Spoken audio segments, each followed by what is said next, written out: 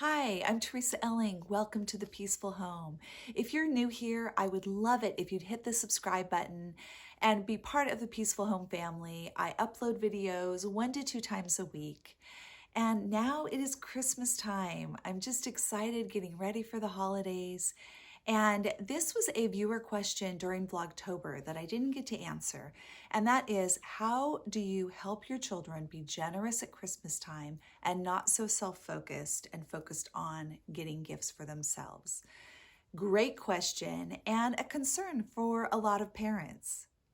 I just read about a mom who started a tradition with her children when they were very young. She gave each of them $1 plus the change needed to pay the tax to each of her children to buy gifts for each of their siblings and parents. So if you have 3 children and parents, you're going to give each child enough to buy for their 2 siblings and their 2 parents. And then they were taken to a dollar store and told to shop and consider who they're buying for. And they got home and they each wrapped all of their presents. And then they were able to give those on Christmas morning. And this is just such a great idea, especially when they're little. Now, we're talking $1 a person. So I believe children should start getting some sort of allowance between the ages of 3 and 5, depending on the maturity of your child, and when they start asking about money and wanting things at the store.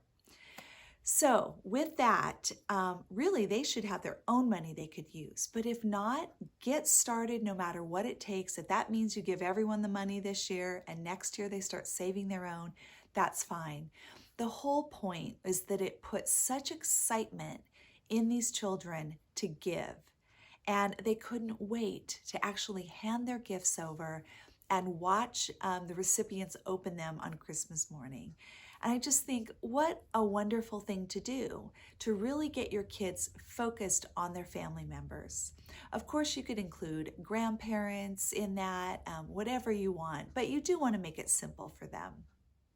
One of the things that we did, we have 6 children, and we started a gift exchange, I want to say maybe the year that the youngest was born. And so the 6 children all drew names and bought for each other. So in this case, you only have to buy for 1 sibling. And that person, when they wrote down their name, wrote a suggestion of like 2 or 3 ideas. And I think we had either a $5 or $10 limit. I can't even remember, but you would set that. And it was just something they loved. They did it for years, all the way up until people are getting married and moving away, and now we don't always have everyone at Christmas. So we do a gift exchange amongst all the family that will be present. But it's just a great idea to start with your kids and get them thinking about, how can I bless someone else? Now, we do want our children to come up with their own wish list and some ideas of things they would like for Christmas. And I will be doing another video on that, just things to consider with that. But as far as getting them to look outward, having them buy for other people is such a great idea. And if you want them, for example, to buy for a grandparent, and you look at a budget and you decide you're going to go in half with them, that's great. Do whatever you need to do to encourage it, to make it a positive experience, and to get them excited about giving. You could also get a dry erase board and do a little brainstorming session. Ask your children, how can we show God's love this Christmas season? How can we bless others? And get some ideas from them. They might come up with their own really great ideas. And then it's your job as parents to help them fulfill those things.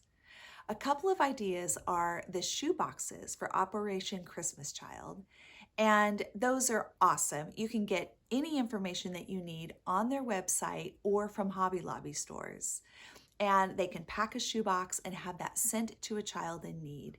And that's just a beautiful idea, very hands-on and something that the whole family can do. Another idea is World Vision has a catalog of Christmas gifts that you can send, like sending a goat to a needy family in a foreign country. So if your family would like to buy a goat or a cow for someone else, It's really an amazing program.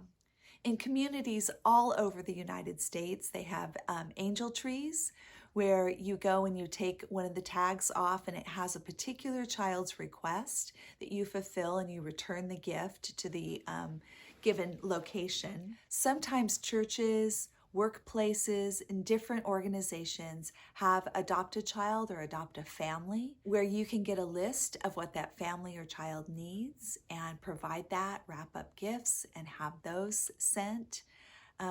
There's so many great ideas and organizations and opportunities. There can just be little personal things like making cookies for a neighbor or for a rest home.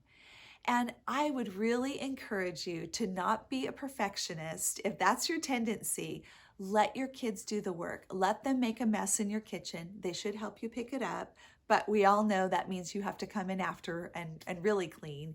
It'll be worth it to see them have their own inspiration and want to carry that out and bless someone else. Not everything at Christmas time needs to be a gift. Think of acts of service, mowing a neighbor's yard or shoveling snow, reaching out with just a note. Have your children, if you homeschool, this is a great tip. Have them practice their handwriting by writing encouraging notes to a neighbor or to someone they know that might need a little bit of encouragement.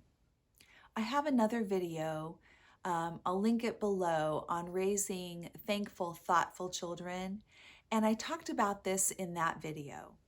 The key to generosity is noticing other people, noticing their need, noticing their struggle, and saying, I'm going to step in and help. And when you can begin to model that for your children and give them opportunities to do that, it's just amazing, the results. This is how you get generous children who want to give.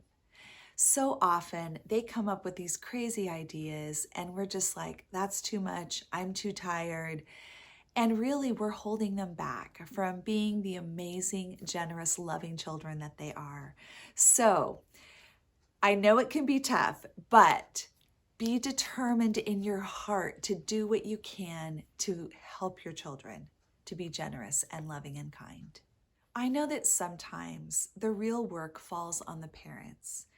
And a lot of times we're tired and our kids have all these great ideas and we just feel like we can't really do them.